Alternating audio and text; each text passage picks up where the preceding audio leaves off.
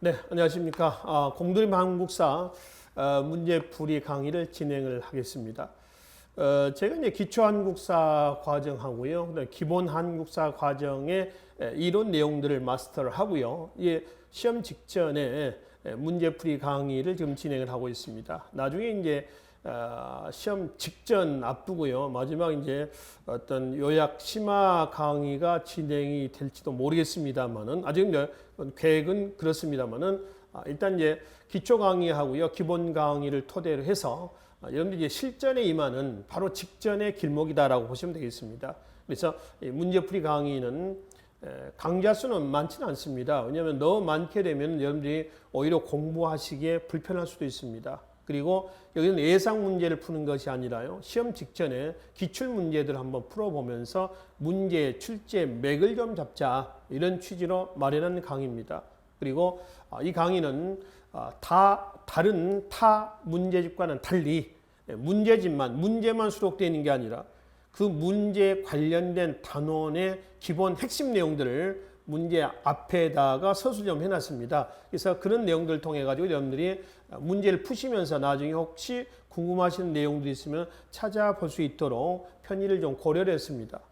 혹간 문제풀이 교재만 가지고 다니다가 궁금했던 내용들을 바로 찾아보지 못하는 어려움이라든가 또는 그런 부분들을 보완하기 위해서 기본서를 문제집 같이 휴대를 하고 다니다면은 또 부피 문제, 뭐 이런 휴대성 문제, 이런 문제가 좀 있을 겁니다. 그래서 그런 부분들을 좀 해소하자. 그래서 이번에 저희 교재에서는 앞에 핵심 내용들을 같이 넣어 놨습니다. 그래서 약간 볼륨감도 없지 않아 있습니다만은 여러분들 공부하시기에는 훨씬 수월하실 겁니다. 자, 이 문제는 한국사에 관련된 이 문제, 기출 문제는 총 약 정확히 26문제입니다. 현대사까지. 그러니까 726문제를 제한된 시간에 다 풀 수는 없습니다. 그래서 반만 풀기로 하겠습니다. 반만 풀면 이제 326문제 정도 아마 될 겁니다. 363문제 정도 되나요? 그래서 363문제를 푸는데 363문제는 홀수 문제만 우리가 풀어보도록 하겠습니다. 짝수 문제는 여러분들이 한번 풀어보시고요. 혹간 짝수 문제를 푸시다가 궁금하시거나 뭐 이런 내용도 있으면은 따로 질문하시면은 바로 제가 도와드리도록 하겠습니다. 아시겠죠? 자, 그러면 바로 1번 문제부터 해가지고 구석기 선사시대죠.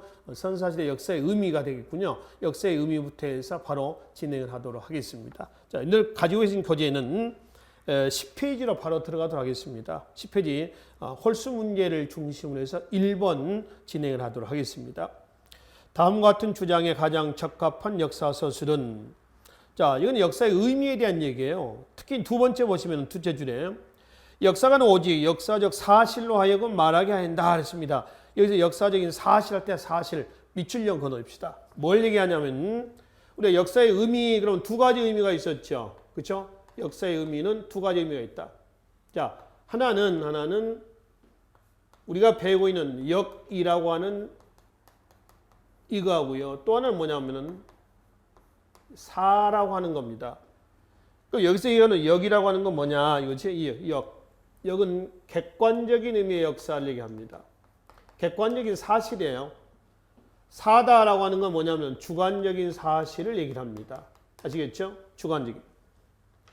이 객관적인 의미다라고 한다면은 역사는 과거에 일어났던 그 자체를 평가하지 말고 그대로 옮겨 적는 겁니다. 사실의 기록이다. 있는 그대로. 근데 이제 후자의 주관적인 의미의 역사의 기록한다는 의미거든요. 그래서 이 사는 이 사실 중에서 역사가가 중요하다고 판단해서 간추려 놓은 내용입니다. 이 사실의 기록이다 라고 얘기를 하는 거죠. 사실의.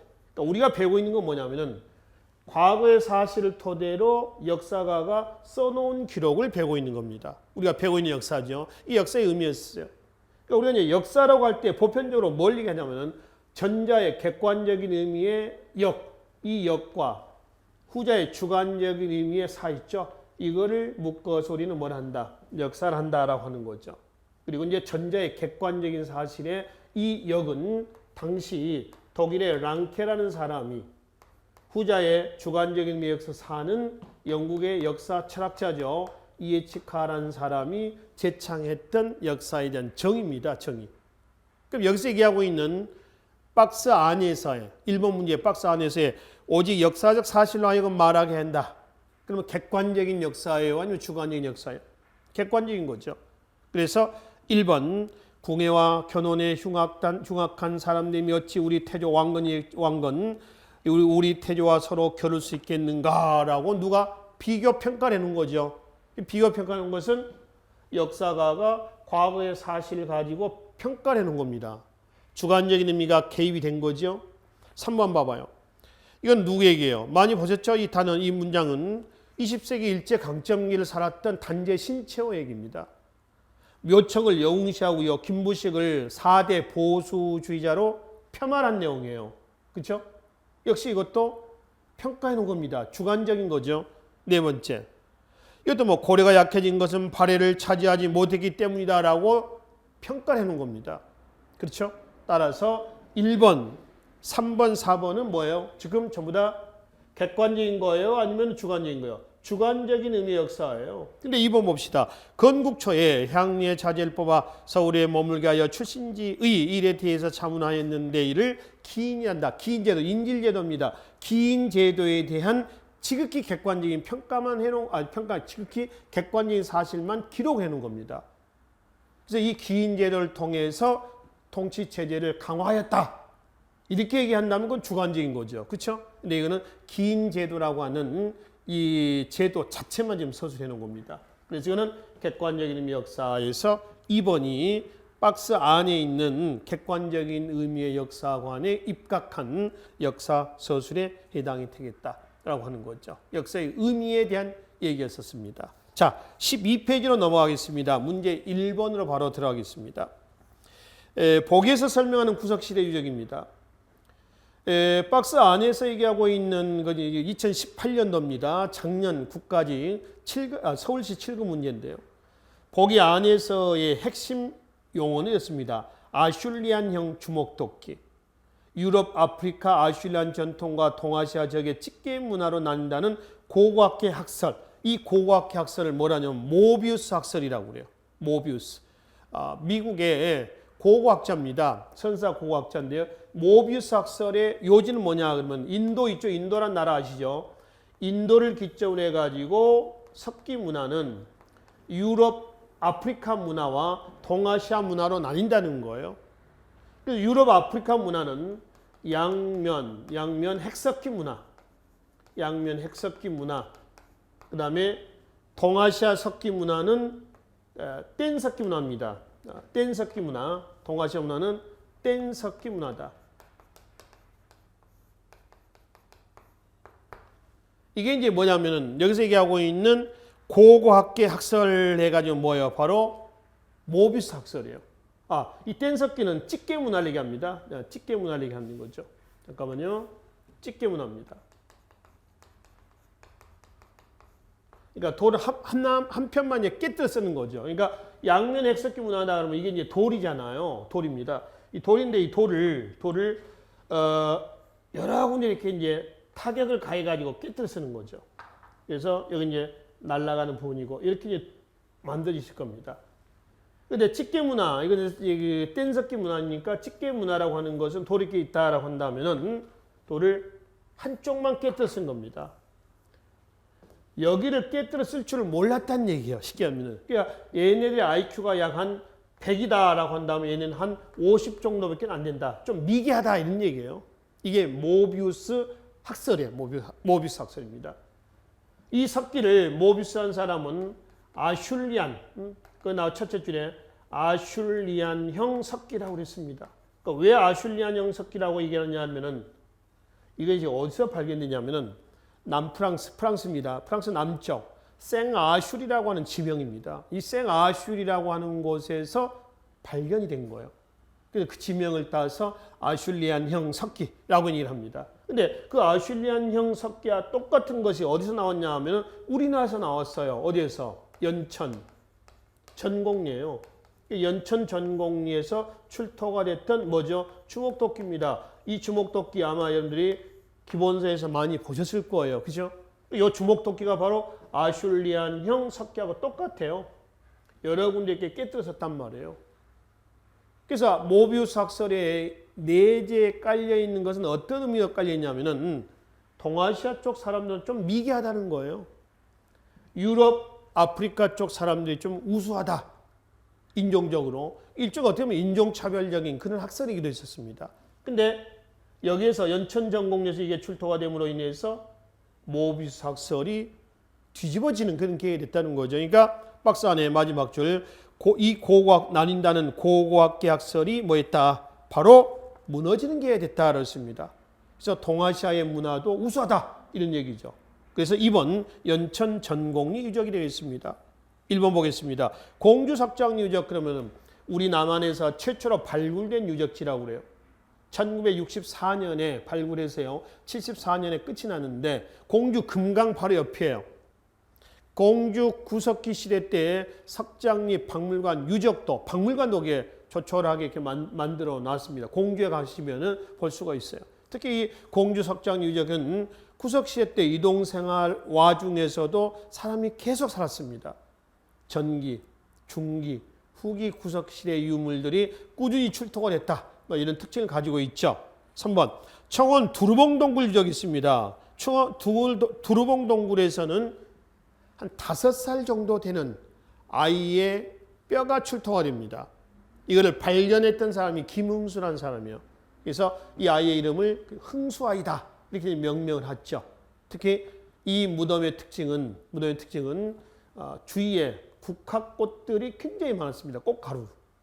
그래서 아마 사람이 죽으면 그냥 매장하는 것이 아니라 일종의 어떤 절차가 있지 않았는가. 요즘에 뭐 장례식 절차가 있지 않습니까? 그런 절차가 있지 않았느냐 이렇게도 얘기를 한다라고 하는 것이죠. 이 청원 두루봉동굴 유적에서 발견된 흥수아이가 있고요. 네 번째 단양 상실이 바위 그늘 유적이 있습니다. 바위 그늘이라고 한다면 이게 바위다라면은 바위가 이렇게 있으면 그 밑에 사는 겁니다. 천정 지붕 삼아서. 그래서 단양 상실이 바위 그늘 유적. 여기는 남한 최초의 인류 화석이 발견된 곳이라는 특징을 가지고 있습니다. 슬기 사람의 머리뼈가 출토가 됐다 그랬습니다. 약 5만 년 전후 정도 되겠습니다. 슬기 사람이 있고요. 그 다음에 나온 인종이 뭐예요? 3 내지 4만 년 전에 나왔던 슬기 사람입니다. 얘는 슬기 사람. 말 그대로 슬기롭다는 얘기죠. 이 사피엔스를 얘기하고요. 호모 사피엔스입니다. 그다음에 슬기 사람 뭐예요? 호모 사피엔스를 얘기한다. 이렇게 보시면 되겠죠. 자, 여튼 1번은 모비우스 학설에 대한 얘기였습니다. 그래서 이거를 반박할 수 있는 그런 계가 된 바로 유물이 연천 전공리에 출토된 주목도끼다. 연천 전공리 쪽에는 한탄강 있지 않습니까?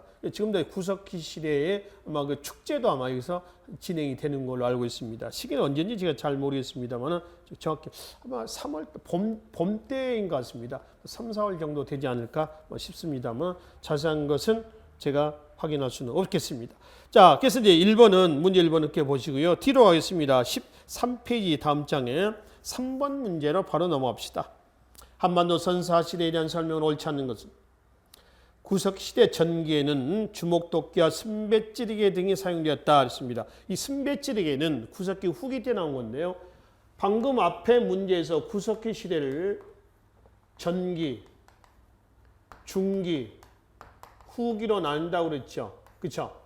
여기서 전기, 중기, 후기, 구석기 시대로 나누는데 70만 년 전부터 1만 년 전까지예요. 전기, 중기, 후기 내내 유물이 출토됐던 곳이 어디라고 했어요? 공주 석장리 유적이라고 그랬습니다. 그렇죠? 그럼 구석기 전기라 한다면 아주 인류의 초보적인 단계입니다. 후기, 여기서 얘기하고 우리가 살펴보는 후기 때, 이 시기 때 가면은 바로 뭐가 나온다고요? 순배찌르개가 나옵니다. 이 순배라고 하는 건 뭐냐면 자루죠, 자루.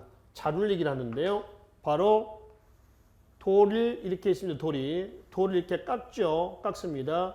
깎는데 그 순배는 이 부분을 우리는 뭐라고 그래요? 순배라고 얘기를 합니다. 순배. 그러면 돌을 왜 이 부분을 뾰족하게 이렇게 깎아놨느냐라고 하는 거죠. 용도는 뭘로 쓰겠다는 거예요. 여기다가 나무를 덧대 가지고 이음새 용도로 쓰겠다는 겁니다. 그래서 넝쿨이라든가 뭐 나무 껍질로 묶는 거죠. 여기는 이제 뾰족하게 다듬어 가지고 뭐의 역할을 쓰는 거죠? 창이죠, 창. 창의 역할을 쓰는 겁니다. 이거는 IQ가 상당히 높아지고 있었다라고 하는 거죠. 자연을 이용을 할 수 있었다. 잘 이용하고 있었다라고 하는 그런 의미가 되는 거죠. 이 후기 요 시기는 거의 어느 시기냐 하면은 바로 중석기 시대하고 거의 같아요. 이 시기를 거쳐가지고 어디로 오나요? 신석기 시대로 넘어옵니다. 그렇죠? 사회 발전 단계에서 구, 중, 신 이렇게 넘어가지 않습니까? 그래서 구석시대 때 후기에 가서야 선배지리가 나오지 처음부터 바로 선배지리가 나온 것은 아니다. 입어보겠습니다. 신석시대 집터는 대부분 움집 아시죠? 기억나시죠? 움푹 들어갔다 그래서 움집입니다. 가운데 화로를 놓고 그리고 저장구동도 화로 옆에다가 저장구동 놓고 그리고 기둥을 여기다가 세워서 그리고 지붕을 만들고 출입문은 남쪽이고 바닥은 원형입니다. 4명에서 한 5명 정도 거주할 수 있는 가족 단위로 거주할 수 있는 그런 정도의 크기예요. 그죠? 바닥은 원형이나 모서리가 둥근 사각형이다. 모서리가 둥글다라고 하는 것은 방형이라는 얘기입니다. 그러니까 모서리가 뾰족한 게 아니라요. 모서리가 둥글다라고 하는 거죠. 둥근 이런 방형입니다. 방형이라고 하는 것은 이 방형입니다. 한자로는 방형. 모방자입니다. 네모난 형태인데 모서리가 둥글다라고 하는 거죠. 신석때 주거지죠. 세 번째, 신석시대 사람들은 조개를 많이 먹었으며 때로는 장식으로 이용하기도 했다. 맞죠? 어로 활동의 증거입니다. 장식으로 이용했다는 얘기는 무슨 얘기예요? 바로 팔찌 같은 게 있잖아. 팔찌. 우리가 얘기는 요즘 팔찌 액세서리죠. 목걸이라든가, 그렇지? 이런 것들이 신석시대 때 어로 활동의 증거고요. 예술 활동 견적입니다. 4번. 정동기 시대의 전형적인 유물로는 비파형 동검, 붉은 간토기, 반달 돌칼, 홈자기 등이 있다. 홈자기는 홈을 파는 도구입니다. 홈을 파는 도구를 홈자기다라고 얘기를 합니다. 아시겠죠? 자, 그래서 2, 3, 4는 다 맞는 얘기입니다. 이 문제가 2017년 지방지 구급 문제인데 문제 보면 선사시대에 대한 설명을 옳지 않는 것은 있습니다. 어떤 학생이 이런 질문을 하시대요. 선사시대라고 한다면 4번은 틀린 얘기 아닙니까? 이렇게 얘기를 하시더라고요. 왜냐하면 우리가 선사시대하고요. 그 다음에 역사시대를 이렇게 이제 구분할 때 그 기준은 뭡니까? 라고 하면 문자라고 그랬거든요. 문자 이전은 이 사라고 하는 것은 뭐예요? 아까 여기서 사라고 하는 건 어떤 의미라고 그랬습니까? 기록한다는 거죠. 그 기록하기 위해서 뭐가 필요해요? 문자가 필요합니다. 그렇죠? 그러니까 선사시대는 구석기, 중석기, 신석기고요. 문자가 나온 이유는 청동기 이후거든요. 청동시대 때 문자가 나오잖아요. 그렇죠? 그러면 선사시대 설명을 옳지 않는 거에서 4번은 청동기 시대 얘기니까 틀린 거 아니냐? 이렇게도 얘기를 하시더라고요. 그렇죠? 물론 이 원칙에 입각하면은 그렇습니다. 근데 만약에 1번 선지 다시 봅시다. 구석시대에는 전기 빼고요. 구석시대는 주먹도끼와 선배찌르기 등이 사용이 됐다. 이렇게 했을 때는 1번도 맞는 설명이죠. 그렇죠? 이랬을 경우에는 1, 2, 3번이 맞는 거고요. 4번이 잘못된 얘기예요. 무슨 얘기인지 아시겠죠? 이 공무원 시험이라고 하는 것은 제가 기초 강의나 공무원 또 OT 시간이라든가 아니면 기본 강의 시간에서 중간중간 누누이 말씀을 드렸지 않습니까? 공무원 시험은 우수한 대한민국의 인재들을 뽑아서 대한민국의 1000년, 만년 후에 대한민국을 설계하기 위한 그런 작업을 하자는 것보다는 탈락시험이라고 했습니다. 워낙 응시자들이 많다 보니까 우선 변별력도 없고 그러다 보니까 이렇게 해서 탈락을 시키자라고 하는 것이지 수재지를 뽑자. 이런 문제는 이런 시험은 아니다라고 하는 거죠. 아시겠죠? 그러니까 공무원 시험은요. 상황에 따라서 답이 바뀔 수도 있습니다. 우리가 한자성어 이런 게 있죠. 이어령, 비어령이라고 그랬잖아요. 무슨 얘기인가요? 귀에 걸면 귀걸이, 여기가 귀인 줄 알았습니다. 코에 걸면은 코걸이 그러잖아요. 그러니까 그때 상황에 따라서 이때는 이 문장이 맞기도 하지만 이때는 또 틀리기도 하다라고 하는 겁니다. 이거는 여러분들이 지금 현재 우리가 기출 문제를 정리하고 있잖아요. 이런 문제를 풀다 보면 앞으로 이런 문제가 나올 겁니다.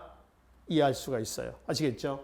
그래서 4번은 뭐 선사시대라고 하는 정의를 내렸을 때는 사실 이렇게 문제를 출제하면 안 되죠.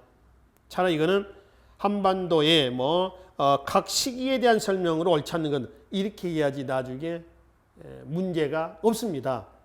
이걸 가지고 말이죠. 일본 문제가 정확히 틀렸다. 정확히 틀려서 답이 되는 것이지 일본 선지가 아까 제가 말씀대로 구석시대에는 주목토끼와 순배찌르개 등이 사용됐다. 이렇게 얘기했었을 때 1, 2, 3, 4번의 정답을 오답이 될 수가 있습니다. 그랬을 경우에는 정답은 4번이 돼야 돼요. 4번도 하 등의 문제가 없어요. 이 문제는 다 맞는 문제입니다. 그런데 질문자는 지금 어느 시대에 대한 부분을 묻고 있는 거예요? 선사시대거든요. 그 청동기 시대 우리가 선사시대라고 하냐? 아니거든요. 청동기 시대는 역사시대로 엄연하게 구분한다는 것이죠. 자, 무슨 얘기인지 아시겠죠? 그렇게 문제의 정답을 찾으시면 됩니다. 앞으로는 마찬가지가 되겠죠. 3번에서 1번이 옳지 않는 설명에 해당이 되겠습니다. 5번은 넘어갑니다. 다음 유물이 최초로 사용된 시기에 대한 설명을 오는 것은 가락바퀴, 뼈바늘, 돌, 보습. 보습은 돌로 만든 보습입니다. 뭐냐면은 땅을 파는 일종의 삽과 같은 기능을 합니다. 그러니까 나무로 땅을 파다 보면 어떻게 있어요? 나무는 달쳐. 계속 합치하면 달아요. 물론 돌도 달쳐. 쇠도 닳는데. 그렇죠? 근데 돌은 덜 달쳐. 그러니까 이제 삽과 같은 거고요. 여기서 특징적인 것은 여러분들이 가락바퀴하고 뼈바늘이에요. 가락바퀴. 구멍이 뚫려진 돌이에요. 요즘에 뭐가 있어요?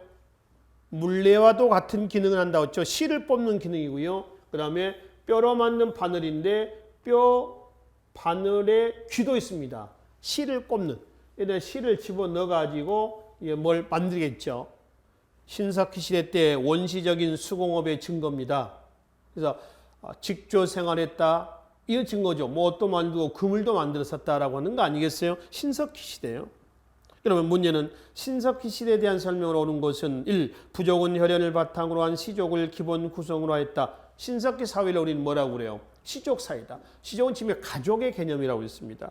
2번 움집 중앙에 있던 화덕은 아까 여기서 말씀드렸죠. 중앙에 화덕이 있죠. 근데 청동시대 가면 한쪽 벽으로 옮겨지고요. 저장 구동도 따로 설치가 됩니다. 그래서 신석기 시대 때는 주거지가 이렇게 해서 움집이 있는데 청동시대 때 예를 들어서 한쪽에 이렇게 그래서 공간을 만들어요. 저장 구동, 일종의 창고 같은 기능을 한다는 거죠. 세 번째, 의주 미송리식 토기죠. 미송리는 의주 미송리입니다. 압록강 하구에 여기에서 발견된 토기. 그래서 의주 미송리식 토기인데 아가리가 좀 넓죠. 목선이 좀 들어가 있고요. 그리고 밑이 약간 편편합니다. 특징은 양쪽에 손잡이가 달려있다라고 하는 거죠. 의주 미송리 동굴에서 발견된 토기입니다. 청동기 시대죠. 네 번째, 일부 저습지에서는 벼농사했다. 자, 청동기 후기에 일부 저습지에서는 벼농사도 했고요. 이 벼농사와 함께 벼 이삭을 자르기 위해서 사용했었던 도구도 개량이 됩니다. 그 도구가 뭐냐 하면은 반달 모양의 칼, 반달 돌칼이죠. 여기에 칼날이 되는 부분이고요. 여기도 구멍이 뚫려져 있습니다. 그 구멍의 용도는 손잡이용 끈을 집어넣어 가지고 손을 집어넣어서 벼 이삭을 뚝뚝이 따는 거예요. 그래서 2, 3, 4는 다 어느 시대요? 청동기. 1번은 신석기 시대 때의 사실에 해당이 되겠습니다. 자, 14페이지 7번 문제로 넘어가겠습니다. 미출진 이 시대 사회 모습으로 오른 것은 자, 이 시대에 그렇죠? 여기서 이제 지금 첫째 줄에 밑줄 봅시다. 황해도 봉산 지탐리 평양 남경리 이렇죠. 그리고 셋째 줄 가락바퀴 뼈바늘에서 수공업이 행해졌다라고 하는 증거였었어요. 그렇죠? 이건 어느 시대요? 신석기 아닙니까? 특히 첫째 줄의 유적지 황해도 봉산 지탐리 평양의 남경리라고 한다면 여기는 신석기 때의 농경의 증거입니다. 물론 벼, 보리는 아니죠. 조, 피, 수수 이게 여기서 재배됐고요. 이게 광범위하게 재배된 건 아닙니다. 일부 지역에서 재배인데 그래서 강가의 퇴적지라든가 퇴적지 그 다음에 정착생 하죠. 신석기 때부터. 그래서 뭐 텃밭 여기에서 소규모로 한 것이지 광범위한 것은 아니다. 일단 생산 경계로 들어갔다. 요게 요게 제외됐다라고 하는 지역은 바로 황해도 봉산 지탐리 평양의 남경이다. 최근에는 밭 유적지도 발견됐다고 그랬죠. 이 밭 유적지 그러면 신석시대 때입니다.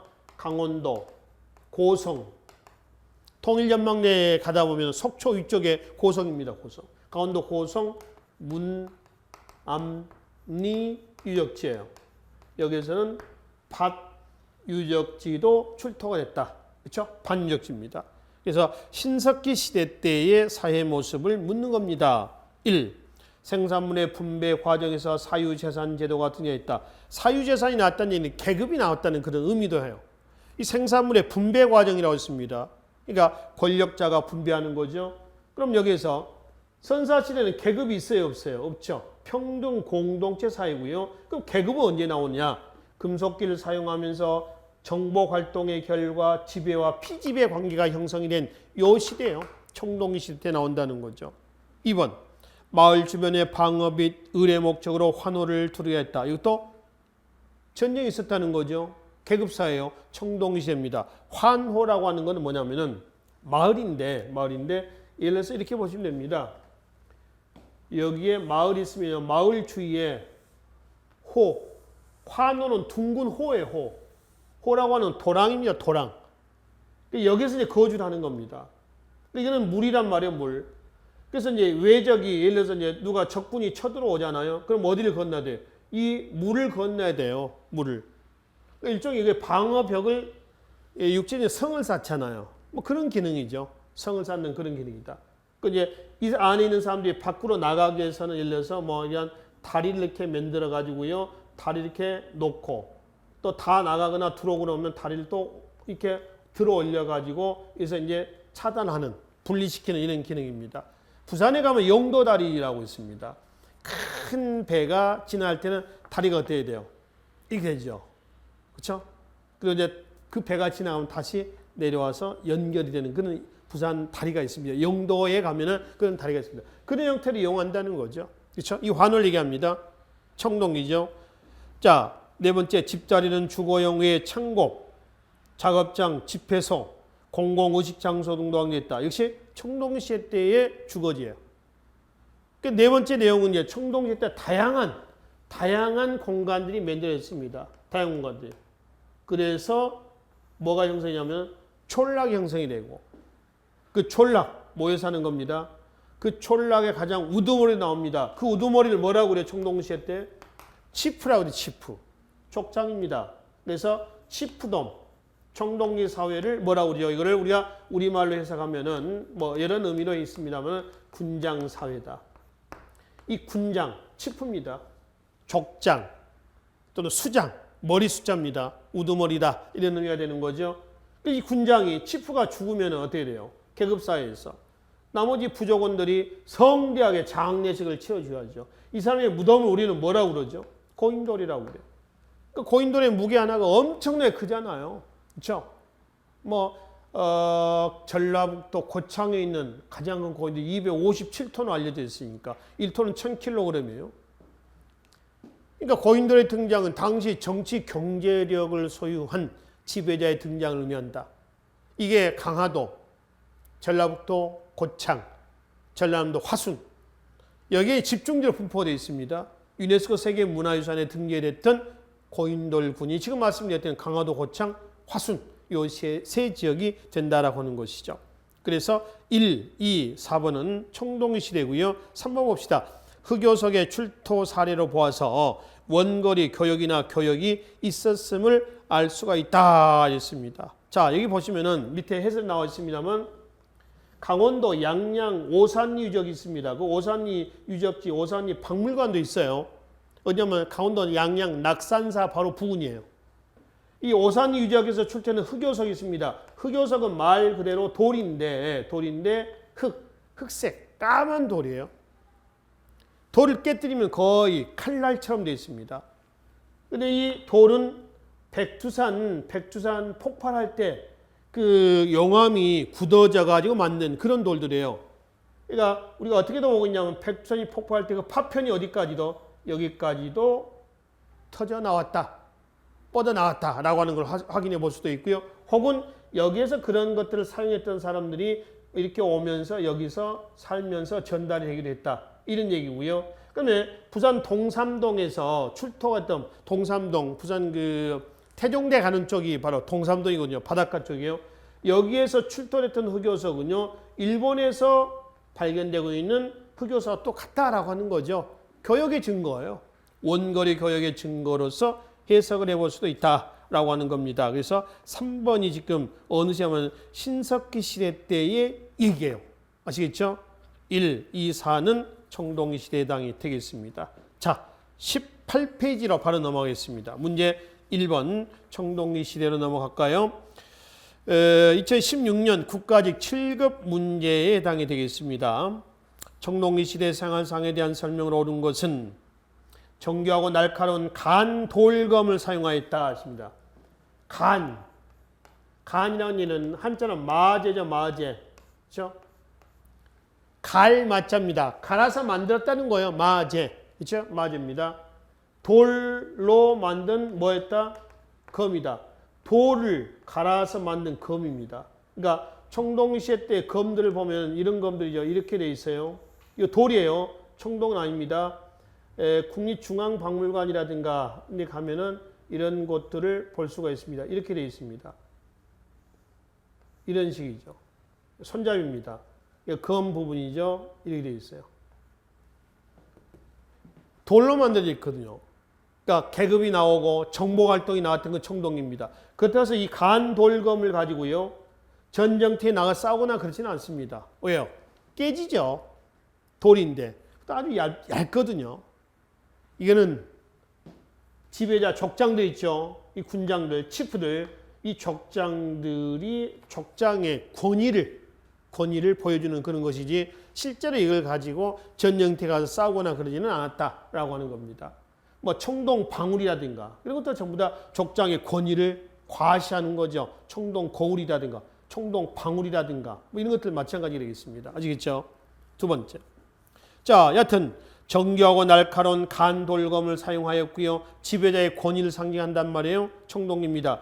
두 번째, 빗살무늬토기 언제예요? 신석기죠. 세 번째, 상원 거무모루, 공주 석장리, 구석시대 유적지죠. 대표적인 주먹도끼, 집게 등 돌로 된 사냥독을 만들었다. 주먹도끼, 집게 어느 시대요? 구석기 아닙니까? 그래서 1번이 청동기 시대에 해당이 되겠다라고 하는 것이죠. 자, 19페이지로 가서 문제 3번으로 넘어가겠습니다. 가와 나시기 고조선에 대한 보기의 설명을 옳은 것만을 고른 것은, 자, 가는 아시겠습니다. 단군조선이죠. 기원전 2333년에서 기원전 194년입니다. 이거는 194년은 위만조선이 성립된 시기죠. 나는 위만조선입니다. 그래서 기원전 108년 한나라 무제 침략을 받아서 바로 왕검성이 함락이 됐어요. 그죠? 그래서 단군조선과 위만조선의 가나의 시기에 해당이 되는데, 기억 보겠습니다. 기억, 가. 기억 니은이면 단군조선에 대한 설명이라고 되어 있는 거고요. 디귿, 리을은 위만조선에 대한 설명인데, 기억, 가. 왕 아래 대부, 박사 등의 칙이 있다. 단군조선 시대 때의 정치 조직에 보면은 왕 아래 상, 대부, 장군이라는 관직이 있었습니다. 비록 고대국가로 발전하지 못했습니다만은 고대국가 못지않는 통치 조직 또 관료 조직을 갖췄다는 걸 알 수가 있는 거죠. 두 번째, 고조선 지역에 한나라의 창해군이 설치했다. 창해군은 기원전 128년이니까 가가 아니라 기원전 128년이니까 나번에 해당이 됩니다. 나번. 그러니까 위만조선이 기원전 194년이죠. 그 다음에 193, 192, 192에서 121, 128년 이렇게 되는 거죠. 장해군은 위만조선 시대 때에 한나라가 설치한 지역이에요. 디귿, 절기문화를 본격적으로 수행하며 위만이죠. 중개무역의 이득을 취했다 그랬습니다. 맞습니다. 그래서 고조선의 영역에서 보면은 지금 위만조선의 영역을 기준으로 본다면은 여기에 중간에 여기에 위만조선이 있고요. 그죠? 위만조선이 있고요. 그 다음에 이쪽에는 예라는 나라가 있고, 예. 이쪽에는 진이 있고, 나중에 삼한으로 가는 거죠. 중국은 어디예요? 한이 있죠. 진에서 한으로 넘어가는 과도기 때에 바로 위만이 내려왔습니다. 그래서 중간에 껴가지고 위만조선이 예와 한과 진 사이에서 중개무역을 독점을 했습니다. 그래서 한나라 무제가 기원전 109년에 쳐들어와서 108년에 왕검성이 함락이 된 거죠. 그래서 한사군이 성립이 된 그런 사례예요. 그래서 이제 디귿은 나번에 대한 위만조선에 대한 바른 설명에 해당이 되겠습니다. 리을 비파형 동공과 고인돌의 분포를 통해서 통치를 할 수 있는 위만조선이 아니라 단군조선에 대한 얘기입니다. 그래서 지금 나와 있는 비파형 동구, 비파 모양의 검이에요. 거친 무늬 거울, 청동 거울이죠. 거울 뒷면이 거칠다라고 하는 겁니다. 그 다음에 비파형 동검, 의주 미송리식 토기가 있죠. 미송리식 토기. 그 다음에 북방식 고인돌. 그냥 고인돌 해도 관계가 없습니다만은 북방식 고인돌입니다. 이 네 개 있죠. 이 네 개의 유물은 뭘 의미하냐면은 고조선, 단군조선 얘기합니다. 고조선이란 나라가 바로 어디?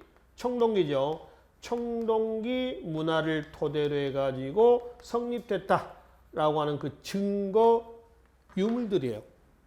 아시겠죠? 꼭 기억을 좀 해두십시오. 이 부분들은. 그래서 지금 리을이 얘기하고 있는 비파형 동검, 그 다음에 고인돌을 통해서 통치할 수 있다. 이거는 단군조선에 대한 설명이지 위만조선에 대한 설명은 아니다. 이런 얘기입니다. 아시겠죠? 자, 20페이지에 5번 문제로 넘어가겠습니다. 여러 나라에 관련된 부분입니다. 제가 이제 기초, 역시 기본 또는 OT 강의에서도 눈에 강조했었던 부분입니다. 항상 출제되고 있는 단원, 여러 나라 부분이죠. 부여, 고구려, 옥조동의 3원 있죠. 이 나라들에 대한 부분이었습니다. 자, 그러면 그 중에서 문제 5번은 어느 나라에 대한 설명인가? 이 나라에 대한 옳은 설명을 모두 고르라 라고 하는 거죠. 형벌이 엄하여 사람을 죽인 자는 사형에 처하고 그 집안 사람들을 노비로 삼았다. 도둑질하면 12배를 회사한다. 이거는 부여하고 고구려에 대한 얘기예요. 일책 12법이라고 그러죠. 그럼 부여 고구려에 대한 얘기인데 그 중에 어딜까라고 하는 겁니다. 성책의 축조는 모두 둥근 형태로 와 있는데 마치 감옥과 같았다. 사람이 죽으면 여름철에 모두 얼음을 사용하여 장사를 지냈다 했습니다. 이게 이 박스 내용에서의 키포인트입니다. 부여입니다. 부여. 장사를 후하게 지냈으며 곽은 사용하지 않았으나 곽은 사용하였으나 관은 쓰지 않았다 했습니다. 그러니까 곽은 사용했다는 얘기는 큰 곽입니다. 거기 안에다가 시체, 얼음, 부장품 같이 넣는 겁니다. 시신만 넣는 관은 쓰지 않았다는 얘기예요. 조그만 거는. 근데 곽은 큰 거죠. 그렇죠? 그건 썼다는 겁니다. 그래서 부여에 대한 얘기입니다. 기억. 6 가축의 이름으로 관명을 정하였다 그랬죠. 그래서 사출도, 대사자 이런 얘기입니다. 사출도는 마가, 말, 우가, 소, 구가, 개인가요? 그 다음에 저가, 돼지죠. 이런 가축의 이름을 쓰고 있고요. 두 번째, 국왕의 장례는 옥갑을 사용했다. 옥갑이라고 하는 갑은 관을 얘기합니다. 갑. 관인데, 그러니까 쉽게 하면은 옥갑, 그럼 뭘로 만든 거예요? 옥으로 만들었다는 거죠. 요즘에 사람이 죽으면 그 장례를 치죠. 장례식장에 가보면은 관이 다 뭐예요? 보통 나무죠. 나무입니다. 어떻게 가면 이제 화장을 할 때 이제 좀 쉽게 태우기 위해서 나무 대신 종이를 쓰기도 한답니다. 종이.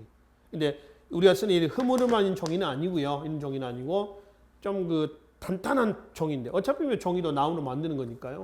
그래서 잘 타기 위해서 종이 성분이 좀 강한 딱딱한 종이로 관을 만들기도 해요. 하여튼 대부분 나무예요. 근데 여기서 이제 옥갑이라고 했습니다. 옥으로 만든다는 얘기입니다. 옥은 또 무거워요. 그렇죠? 무겁습니다. 그렇죠? 구슬 형태로 된 거 아닌가? 옥은 아시죠? 그죠? 그래서 그걸로 만들었다는 얘기는 이 사람이 신분 확인해 볼 수가 있다라고 하는 겁니다. 그래서 국왕의 장례는 옥갑을 사용했다. 역시 부여의 국왕의 장례식 때 볼 수 있는 모습이에요. 디귿. 부경은 고구려 귀족들의 개인 창고를 부경이라고 했습니다. 리을, 이건 옥저의 뭐예요? 가족 공동 목각을 얘기합니다. 그래서 부여에 관련된 거니까 기역, 니은이 여기에 해당이 되겠습니다. 자, 21페이지 7번 문제로 바로 넘어가겠습니다. 다음 글에서 언급하고 있는 시대의 국가에 대한 설명을 옳지 않는 것은 역시 여러 나라에 대한 얘기입니다. 삼국지 위서동의전에 들어가 있는 박스 안에 있는 자료는 지금 어디에 대한 얘기가 있습니까? 땅은 넓은데 비워가지 못해서 식량이 부족했다. 우물이 없어가지고 개울물을 식수로 사용했다. 어디예요? 고구려죠, 고구려. 그래서 고구려가 이제 그런 지형적인 한계를 극복하기 위해서 인구는 늘어나고 식량이 부족하고. 그래서 예를 들어서 고구려에 앉아있다가 벌떡 일어났습니다. 벌떡 일어났더니 어디가 보이는 거예요? 옥저와 그 다음에 동해가 보이는 거죠. 그래서 쳐들어갔어. 그래서 훔쳐와. 그래서 그걸 부경이라는 창고에다 넣어놓고 쌓아놓고 먹고 살았다. 약탈경제라고 했습니다. 그래서 옥저와 동해는 결과적으로 어디에? 고대 국가로 발전했어요? 못했어요? 못했단 말이에요. 그렇죠? 못했습니다. 얘는 고구려에 대한 얘기입니다. 1번 보겠습니다. 옥저를 정복하고 공물을 받는 공납적인 지배를 하였다. 지금 말씀드렸죠? 맞죠? 장발미인으로 유명한 관나부인은 질투죄로 처벌을 받았다 그랬습니다. 관나부인은 누구냐면은 중천왕, 고구려 중천왕입니다. 3세기 때 왕인데요. 이 사람이 12대 왕이에요. 중천왕의 원비, 왕비가 있고요. 그 다음에 후비, 이게 관나부인이에요. 관나부인. 이 사람은 장발미인이라고도 합니다. 실제 얼굴이 어떻게 생겼는지 잘 모르겠습니다만은 이때는 머리가 굉장히 길면 다 미인으로 취급했던 것 같아요. 미인으로. 그래서 장발미인이라고 하는 이 관나부인이 이 비를 죽이고 얘가 이제 정비가 되기 위해서 질투를 하는 겁니다. 이제 질투를 하는 거죠. 그 얘기예요. 그래서 장발미인으로 유명한 관나 부인은 질투죄로 처벌을 받았다 그랬습니다. 질투죄가 있었다는 거죠. 어디예요? 고구려입니다. 흉년이 들면 그 책임을 왕에게 돌려 교체하고자 하든지 혹은 죽이고자 했다 했습니다. 이건 어디에 대한 얘기냐면 부여입니다. 부여죠. 특히 아까 사출도 했을 때 말이죠.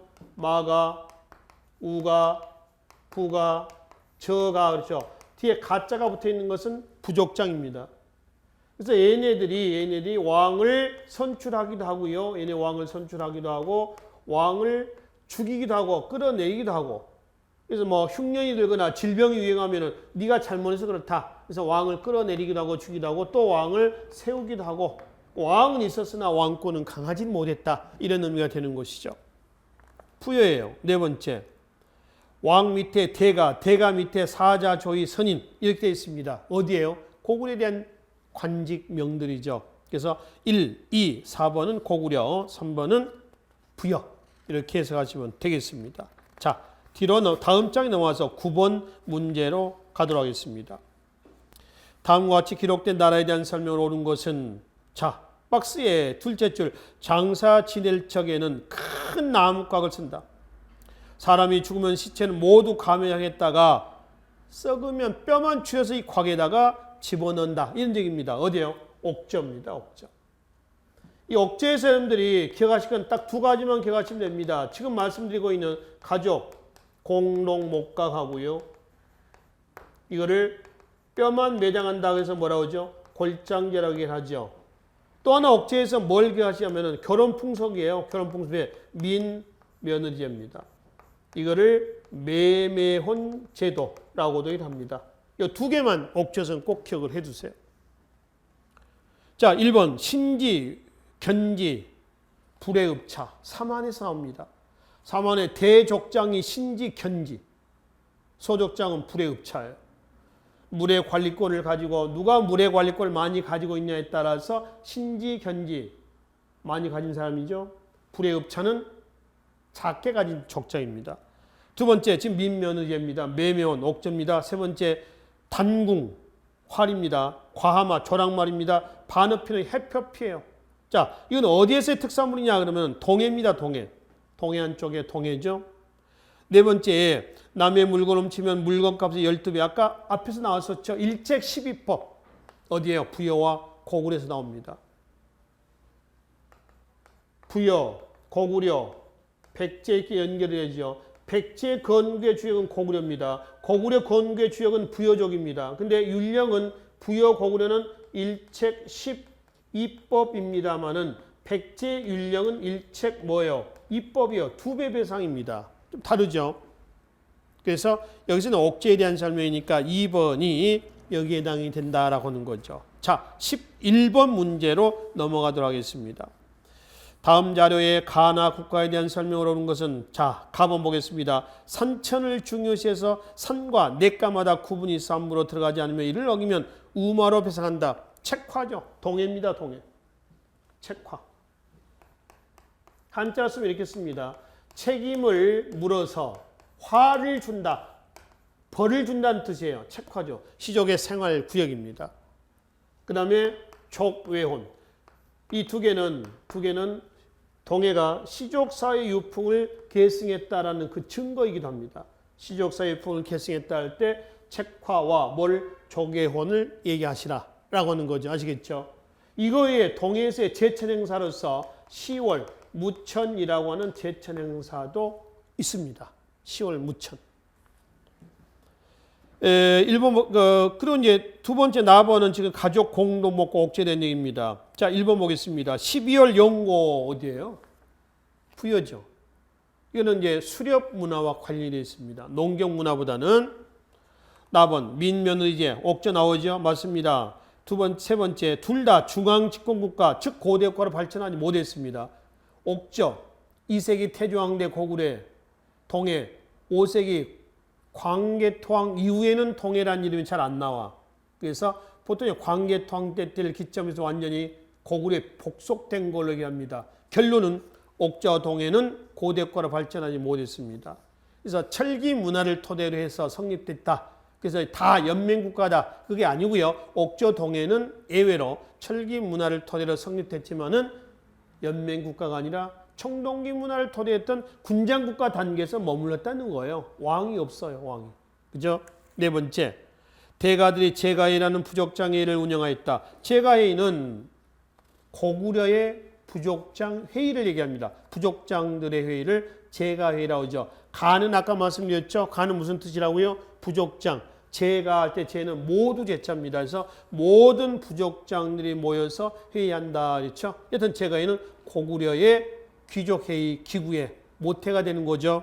고구려입니다. 2번이 바르게 설명을 하고 있습니다. 자, 다음 장의 13번 문제를 여러 나라에서 마지막으로 풀어보도록 하겠습니다.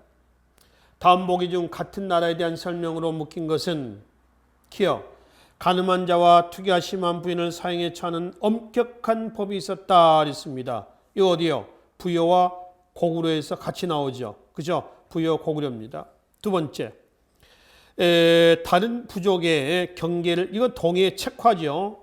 그 다음에 디귿, 전쟁이 일어났을 때 소를 죽여 그 굽으로 점을 치는 이게 부여의 우제전복이죠. 우제전복. 소 발굽이 벌어지면 죽였을 때 불길하다, 붙어있으면 길하다라고 점을 치는 걸 얘기합니다. 리을, 남자가 일정 기간 처가에 살다가 본가로 돌아가는 풍속이 있었다 했습니다. 이건 뭐요? 서옥제, 고구려에 대한 서옥제가 되겠습니다. 미음, 가족이 죽으면 가매장을 했다가 뼈만 추려서 목각에 넣는 풍속이 있었다. 옥저의 가족 공동 목각입니다. 그럼 여기서 부여에 대한 얘기가 기역 디귿으로 해당이 되고요. 그죠? 또 고구려에 대한 얘기도 기역 리을로 오해를 할 수가 있습니다. 근데 고구려에서 보면은 가늠한 자와 투기가 심한 주인인데 투기가 심한 부인, 질투죄 아까 있었죠? 관나부인, 이것만 해당되고 가늠한 자는 들어가지 않습니다. 그래서 부여에 대한 얘기로서 기역과 니은이, 기역과 디귿이죠, 같이 묶어진 걸로 보시고 고구려는 니을만 해당된 걸로 보시면 되겠습니다. 이거는 오지선다로 되어 있는데 서울시가 아시겠습니다만 2015년부터는 사지선다로 바뀌었죠. 그래서 2014년도까지는 오지선다의 문예당이 되겠습니다. 그래서 여러 나라 삼국지 위서 동의전에 들어가 있는 여러 나라에 관련된 부분은 항상 출제가 된 대목이기 때문에 앞에 요약되어 있는 부분이 있습니다. 거기에 여러 나라에 관련된 특징적인 사실을 반드시 기억을 해 두시라. 라고 부탁을 좀 드리도록 하겠습니다. 그래서 연맹국가까지 마음을 짓고요. 다음 시간에 고대국가 단원에서 뵙기로 하겠습니다. 수고하셨습니다.